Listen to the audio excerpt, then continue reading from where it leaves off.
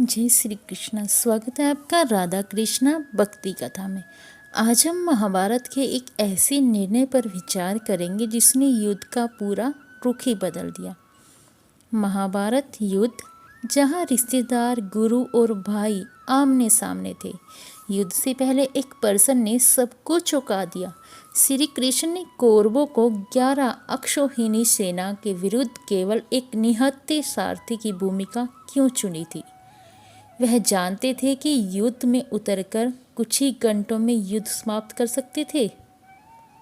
आज हम इस निर्णय के पीछे 4 गुप्त रहस्यों को जानेंगे। पहला, चुनाव का सिद्धांत। दूसरा, सत्य का पक्ष। तीसरा, शास्त्र ने उठाने का प्रण। और चौथा, धर्म की स्थापना। यह कथा आज के जीवन में भी सही चुनाव करने का मार्गदर्शक दिखाएगी आपको। जब युद्ध सुनिश्चित हो गया तो दोनों पक्षों की शक्तिशाली योद्धाओं की तलाश में निकल पड़े। दुर्योधन और अर्जुन दोनों ही सबसे पहले भगवान श्री कृष्ण से सहायता मांगने द्वारका पहुंचे।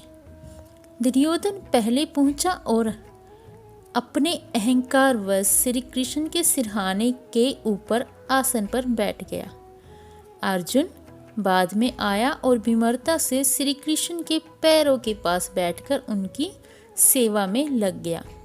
यह पहला संकेत था कि कौन क्या चाहता है।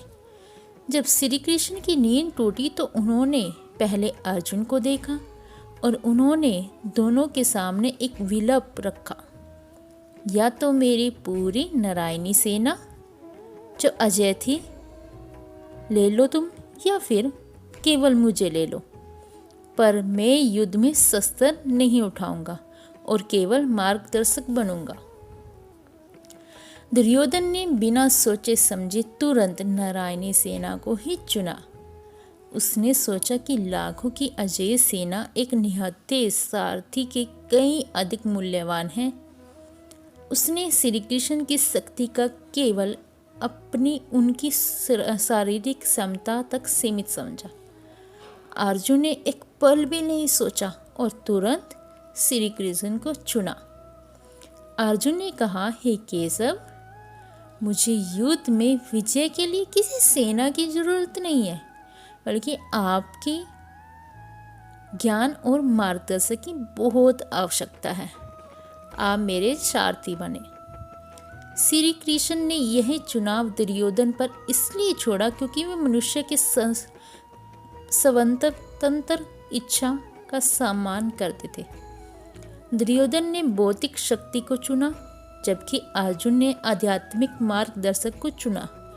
भगवान ने दुर्योधन को भी अवसर दिया था, पर दुर्योधन अपने अहंकार के कारण सत्य को नहीं पहचान पाया। श्री कृष्ण का उद्देश्य पृथ्वी पर धर्म की स्थापना करना था। वे चाहते तो कौरवों, विशेषकर दुर्योधन, अधर्मी, अहंकारी को और हठी है, जिन्होंने पांडवों को उनका हक नहीं दिया। श्री कृष्ण व्यक्तिगत रूप से किसी भी पक्ष में से नहीं लड़े, बल्कि वे धर्म के पक्ष से थे। यह सच है कि श्री कृष्ण के कई संबंध कौरवों में भी थे। जैसे आपको पता है, उनका पुत्र साम दुर्योधन का दामाद था। जब तक वह सत्य और न्याय की आई बात तो उन्होंने रिश्तों से ऊपर धर्म को रखा। यही उनके भगवान होने का प्रमाण है। कौरवों को सेना देकर श्री कृष्ण ने न्याय को किया, क्योंकि दुर्योधन को भौतिक शक्ति चाहिए थी, पर पांडवों को श्याम सारथी बनकर उन्होंने आध्यात्मिक और नैतिक शक्ति दी। असली मकसद वही है जो धर्म की ओर ले जाए। श्री कृष्ण ने युद्ध में शस्त्र न उठाने का प्रण लिया। यह प्रण इसलिए लिया गया ताकि वे युद्ध को मनुष्य का कर्म रहने दे। अगर भगवान स्वयं लड़ते तो यह युद्ध नहीं, उनकी लीला होती। वे मनुष्य को कर्म करने और फल स्वीकारने का महत्व समझाना चाहती थी। केवल एक बार भीष्म पितामह के भयंकर प्रहारों से अर्जुन पर जब संकट आए में पड़ गए अर्जुन, तब श्री कृष्ण ने अपना प्रण तोड़कर रथ का पहिया उठाकर भीष्म पर वार करने के लिए दौड़े। पर यह केवल अर्जुन को कर्म के लिए प्रेरित करने की एक लीला थी। वे अर्जुन को दिखाना चाहते थे कि अपना कर्म करो। सारथी बनना एक महान जिम्मेवारी थी।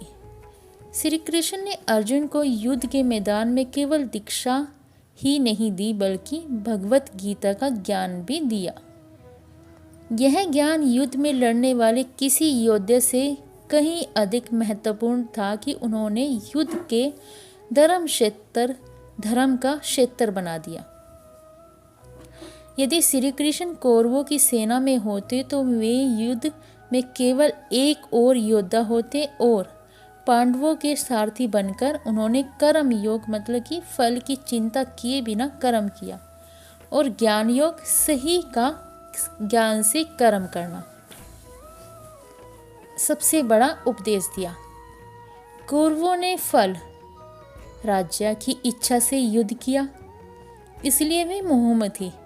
पांडवों ने कर्तव्य की भावना से युद्ध किया, इसलिए श्री कृष्ण का साथ पाकर पांडव निष्काम कर्म के सिद्धांत पर चलते रहे।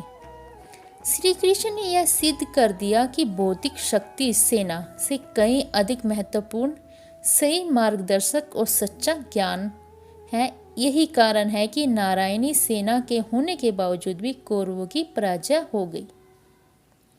अगर श्री कृष्ण कौरवों के पक्ष में होते तो अधर्म की विजय हो जाती और यह उनके अवतार के उद्देश्य धर्म की स्थापना के विरुद्ध होता, इसलिए यह विकल्प असंभव था। दुर्योधन ने भी कभी श्री कृष्ण को भगवान नहीं माना, बल्कि केवल एक शक्तिशाली राजा और रिश्तेदार माना। उसके मन में श्री कृष्ण के प्रति श्रद्धा नहीं थी, केवल लालच था। यही कारण था कि उसे ज्ञान श्री कृष्ण नहीं मिला। ईश्वर किसी एक व्यक्ति का नहीं होता, वह सभी के लिए सम्मान होता है। इसलिए श्री कृष्ण ने दुर्योधन को भी अवतार दिखाया था अपना, पर दुर्योधन ने अपने कर्मों और अपने अहंकार से अपना भाग्य स्वयं लिखा। ईश्वर केवल कर्मों के अनुसार फल देता है। श्री कृष्ण ने कौरवों के लिए इसलिए नहीं लड़ा क्योंकि वे केवल युद्ध नहीं लड़ रहे थे, वे धर्म और अधर्म के बीच का अंतर समझाते थे। उनका कार्य केवल सत्य और न्याय के मार्ग को प्रकाशित करना था। लड़ना तो मनुष्य का कर्म है। आज के जीवन में भी हमें भौतिक शक्ति, पैसा या पद की बजाय ज्ञान और सही मार्गदर्शक जैसे श्री कृष्ण का सारथी रूप को चुनना चाहिए। सही मार्गदर्शक ही आपके जीवन की हर कुछ क्षेत्र में विजय दिलाएगा। क्या आप भी अपने जीवन में श्री कृष्ण को अपना सारथी बनाना चाहते हैं? तो हमें कमेंट में जय श्री कृष्ण लिखकर अवश्य बताएं। इस ज्ञानवर्धक कथा को लाइक करें और हमारे चैनल राधा कृष्ण भक्ति कथा को सब्सक्राइब करना बिल्कुल ना भूलें। मिलते हैं अगली एक और नई कथा के साथ। तब तक के लिए जय श्री कृष्ण दोस्तों।